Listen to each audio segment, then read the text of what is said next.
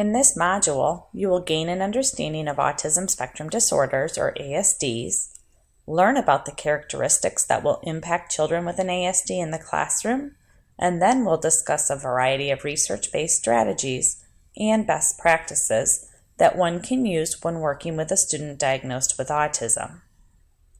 What do you think of when I say autism? Autism is a common household name, and there aren't too many who are not impacted by a child or family member who has an ASD. Autism continues to be in the headlines and in the media as prevalence rates continue to be on the rise. Wasn't Rain Man about a man who had autism? In 1988, Dustin Hoffman portrayed an adult with savant-like autism in the movie Rain Man.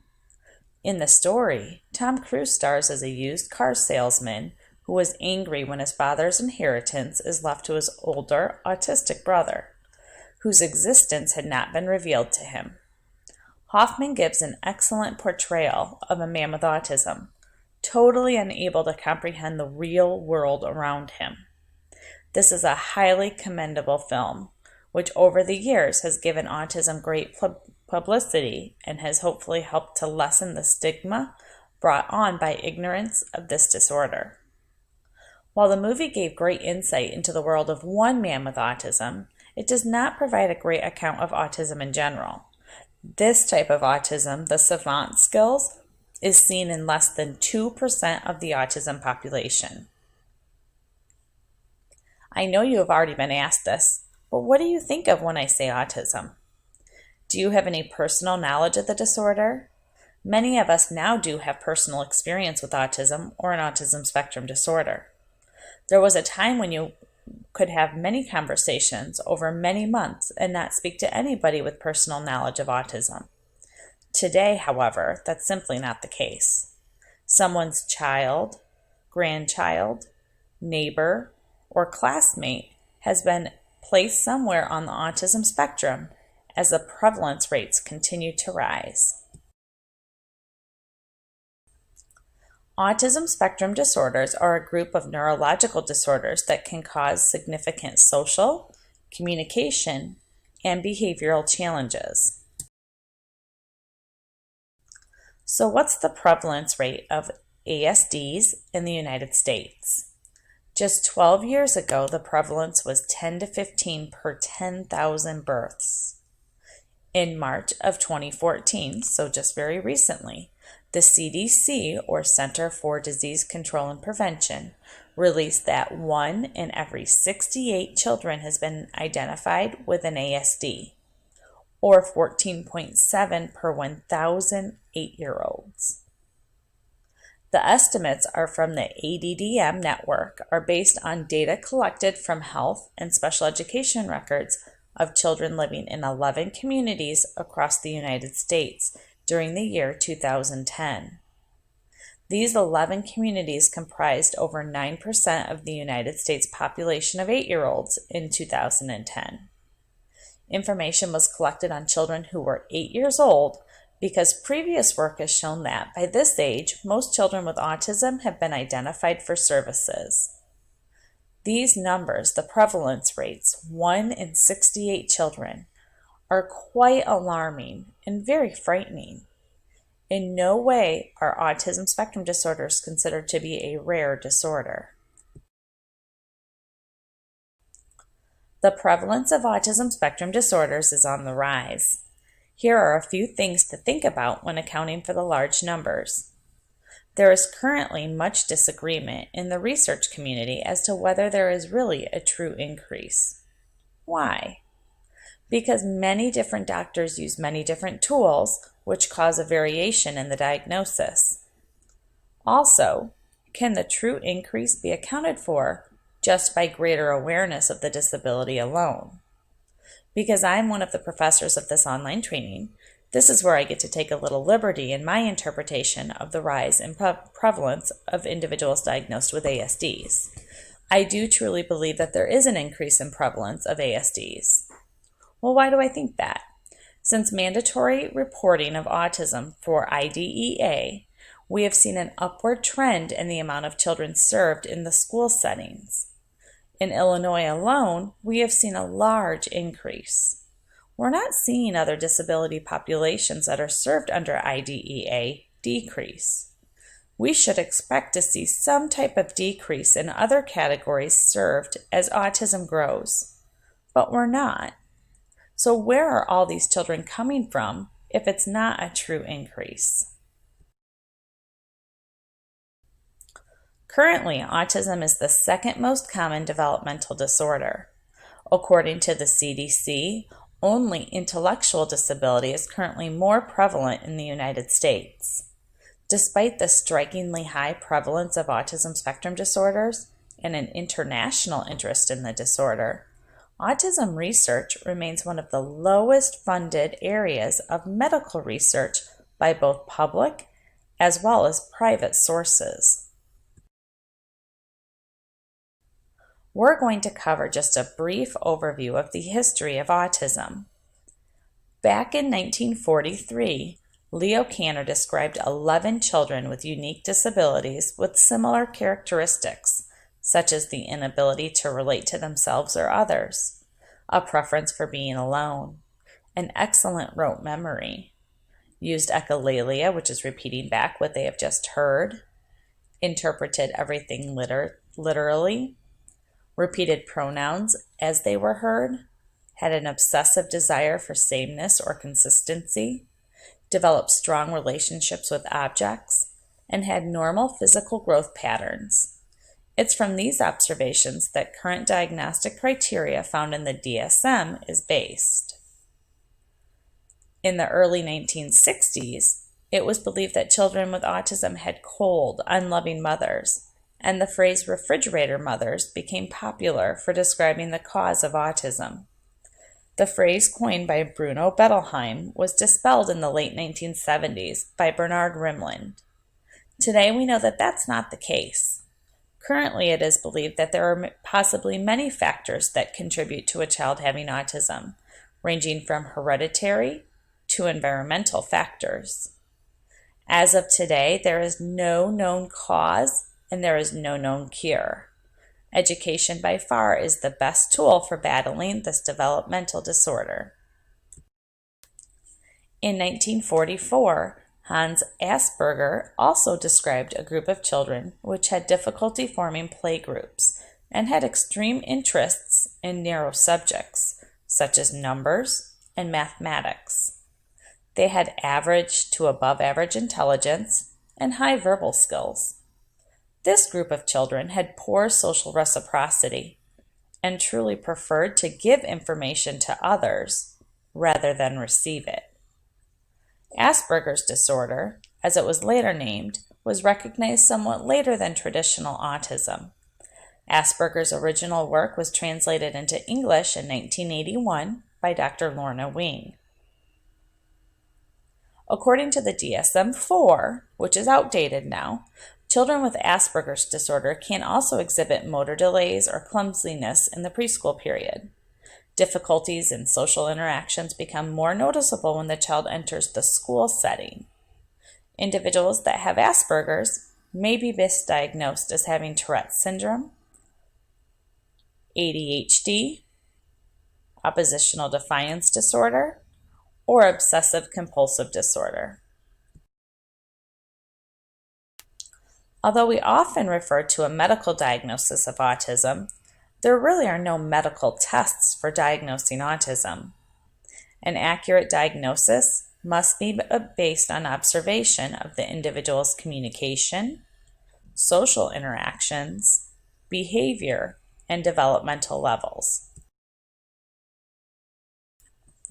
Until recently, the DSM-4 identified a set of pervasive developmental disorders that were considered to be autism spectrum disorders and included autistic disorder, Asperger's disorder, and pervasive developmental disorder not otherwise specified. The DSM-4 had been under revision for several years, and a new edition, the DSM-5, was released in May of 2013. One of the most significant changes is that the separate diagnostic labels such as autistic disorder, Asperger's disorder, and PDD-NOS were replaced by one umbrella term, autism spectrum disorder, with differing severity levels. The severity levels are based on the amount of support that an individual may need due to challenges with social communication and restricted interests and repetitive behaviors. So, for example, a person might be diagnosed with autism spectrum disorder, level 1, level 2, or level 3. The DSM-5 website says the reasons for using the umbrella term of autism spectrum disorder are: the old way wasn't precise enough. Different clinicians diagnosed the same person with different disorders, and some changed their diagnosis of the same systems differently from year to year. And secondly, autism is defined by a common set of behaviors, and it should be characterized by a single name according to the severity. The removal of the formal diagnosis of Asperger's disorder and PDD-NOS is another major change. People who currently hold these diagnoses will likely receive a different diagnosis if they were reevaluated. This has the potential to be confusing for parents of children with these diagnoses, as well as children and adults who identify strongly with their diagnosis. Revisions to the specific criteria needed for a diagnosis of autism spectrum disorder also has been made. The new criteria are more thorough and strict compared to the old criteria. For example, more symptoms are needed to meet criteria within the area of fixated interests and repetitive behaviors. Other changes to the criteria include a reorganization. Currently, the domains for autistic disorder include impairments in communication, social interaction, and restricted interests, and repetitive behaviors. In the new edition, the communication and social interaction domains are combined into one, titled Social Communication Deficits. Additionally, the requirement of a delay in language development is no longer necessary for a diagnosis. These changes are based on research, analysis, and expert opinion. The revisions have been made with the hope that the diagnosis of autism spectrum disorders will be more specific, reliable, and valid. Despite these positive hopes, legitimate concerns have been raised regarding how these changes might impact people on the spectrum. One of the biggest concerns is that some who are higher functioning will no longer meet the more strict diagnostic criteria and will therefore have difficulties accessing relevant services. Questions have been raised about what will happen to people currently diagnosed with Asperger's disorder or PDD-NOS. Furthermore, there is uncertainty regarding how state and educational services and insurance companies will adopt these new changes. It is clear these changes will have an impact on families and people currently diagnosed with an autism spectrum disorder. It remains to be seen how diagnosticians and clinicians will use the new criteria in evaluating children and the impact that it will have on the availability of services. Therefore, it's important to remain informed and also up to date. If you'd like to follow and learn more about the changes, you can visit the DSM website. All individuals with autism may have difficulties to some level in the triad of impairment. This is communication, social interactions, and behavior. They all fall on a continuum. Autism spectrum disorders affect life functioning. There are also no known cures for autism, and individuals with ASD need interventions and support throughout their lives. In addition to the triad, many individuals on the autism spectrum may also experience sensory processing and regulation issues. Autism is a spectrum disorder because the severity of impairment in each of these areas differs in each individual. Autism affects all walks of life without regard to race, religion, or socioeconomic status. There are many concerns with individuals with ASD. Some of the most common communication concerns include an inability to speak, repeating back what is heard, a sing-songy voice quality, an inability to understand or use nonverbal language, a difficulty understanding abstract concepts, consistent perseveration or obsession with a topic, and an inability to understand the perspective of others or a lack of theory of mind. Common behavioral concerns of individuals with ASD include inattentiveness or an inability to attend to the important things within an environment, self-absorbing, self-stimulatory behaviors to the point that at times children seem lost in their behavior, self-injurious behaviors such as head banging or arm or hand biting, stubborn appearing behavior, which is actually rigidity, routine-based behaviors, or an incredible need for things to be in the same order. And one of the most serious and debilitating behaviors is aggressiveness. Aggressiveness secludes that child or adolescent from the community and at times from their very own family. Like the other areas of concern, socialization has a long list too. Two worrisome concerns are unreasonable fears and a total lack of fear. For instance, a child may have an unreasonable fear of a black trash bag or of a fly. Unfortunately, these things are present in many environments, and obviously they probably aren't going to hurt anyone. But this unreasonable fear is real to the child and can have a huge impact on his ability to function. Likewise, a lack of fear can also cause great issues. Children or adolescents who run across a road or who will walk off with a complete stranger. I probably don't need to talk about the inherent dangers there. Withdrawal or isolation impacts the child's ability to interact with individuals in his or her environment. Other common areas include an inability to recognize or express feelings, a lack of reciprocal or give and take social interaction, and an inability to form friendships with peers.